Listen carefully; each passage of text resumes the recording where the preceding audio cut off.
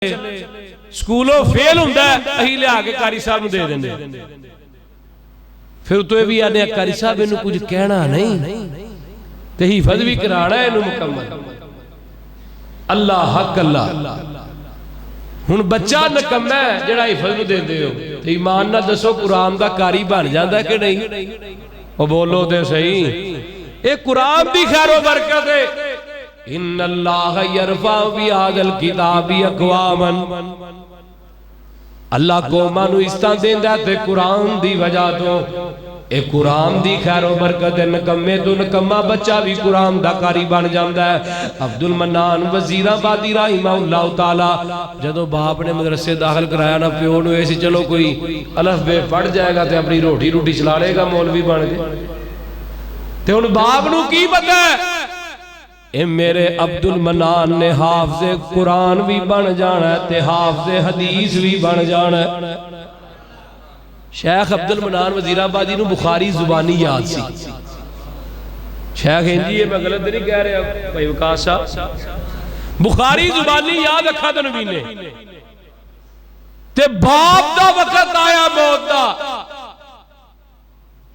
प्यो दी चारपाई पई है। हुण सारे पुत्र खलोते ने, केड़ा वे जिहड़ा अब्बे इन्हां नूं गुसल देवे? बुलाओ मौलवी नूं कोई गुसल देवे। ते बाप दी चारपाई पई है, गुसल देने वाला कोई नहीं। ते अगा आया ते टुटियां सफां ते बैठ के पढ़न वाला मेरा अब्दुल मन्नान ही होंदा है। बाप नूं गुसल दिता, कब्रस्तान खड़िया। हुण जनाजा पढ़ाउण दी वारी आई है, पिछे खलोते ने जिन्हां ते लख रुपया लाया। एक डॉक्टर अगले दिन बाप की कबर ते जाके रोंदा रहा, अब्बा दुनिया दियां सारियां डिग्रियां लैके दित्तियां, दीन दी एक भी नहीं दित्ती। कि अब्बा तेरे मरम तो बाद तेरी कबर ते खलो के दुआ ही करता। साडे हां ते हकीर समझिया जांदा ना दीन वालियां नूं। जिदा दिल चाहंदा जिवें दी दिल चाहंदा बकवास करदा दीन वालियां नाल। छोटी छोटी गल नूं मौलवियां दी फड़ के भंडदे ने कई लोग। गल ते आंदी है मैनूं मूंहों कढ, मैं पिंडों आप ही निकलांगी। भंडदे ने निक्की निक्की गल, तवे लांदे जे यकीन करो उलमा दे। है जी फलां मौलवी ने यह मसला इंज दसिया ही। अल्लाह हक अल्लाह। ते जिन्ने को तवे लाने नहीं उलमा दे, जिन्नी को इज्जत मौलवियां दी करनी है, उन्नी को औलाद कोलों खैर पानी है। उलमा दा की है? अल्लाह ने दीन दा काम लेना ही लेना है। कई साडे बंदे ऐसे ने, उन्हें पखंड ही बनिया होंदा, मौलवी भाजी कढ़ के ही रहना, कढ़ के ही रहना मसीतों, या मौलवी नहीं है मैं नहीं। राती अजे वंडाला सिद्धूआ मैं गया, जलसा सी, मैं नाम नहीं लेना उथों दी जगह कारी साहब दा।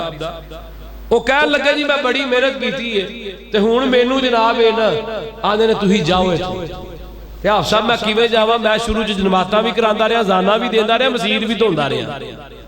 हुण चार बंदे रौनक बनी है, आंदे ने जाओ तुसीं मकान खाली कर दिओ। ओए ओनू ते कोई ना कोई जगह लभ ही जाएगी।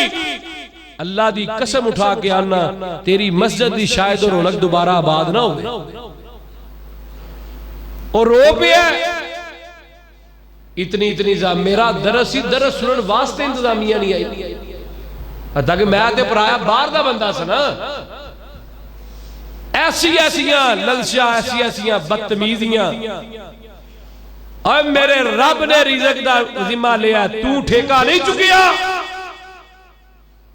हुण बेटा जेड़ा अब्दुल मन्नान वजीराबादी अगा है ते आके बाप दा जनाजा पढ़ाया, कबर च दफनाया। कुछ दिन गुजरे, 7 या 10 दिन गुजरे, चंद दिन गुजरे ते बाप ख्वाब च आया ते आके आंदा पुत्र अब्दुल मन्नान मेरा दिल करदा मेरे सारे ही पुत्र नबीने हुंदे, मैं सारियां नूं मदरसे दाखिल करा देना। ऐ पुत्र हदीस तू बयान करना है, कुरान तू पढ़ना है, अल्लाह जन्नत च मेरे अजर मेरे अल्लाह दर्जात बुलंद पिया करना। और एक हदीस बयान करन दा अजर तनहा नाल पूरा नहीं जे हुंदा लाहौरियो, एदा अजर रब ने ही पूरा करना है ते दुनियादारी है। उलमा नूं वैसे भी ना शेख अब्दुल मन्नान कहते हुंदे सन, शेख अब्दुल मन्नान नूरपुरी रहमहुल्लाह आंदे हुंदे हन, अल्लाह ने दुनिया मौलवियां नूं ना झूंगे च दित्ती है। किहदे च दित्ती है? झूंगे च। आखिरत दे अंदर अल्लाह अजर देगा। फिर मैं क्यों ना कवा कबर तेनू 5 मरतबा याद कर दी है ते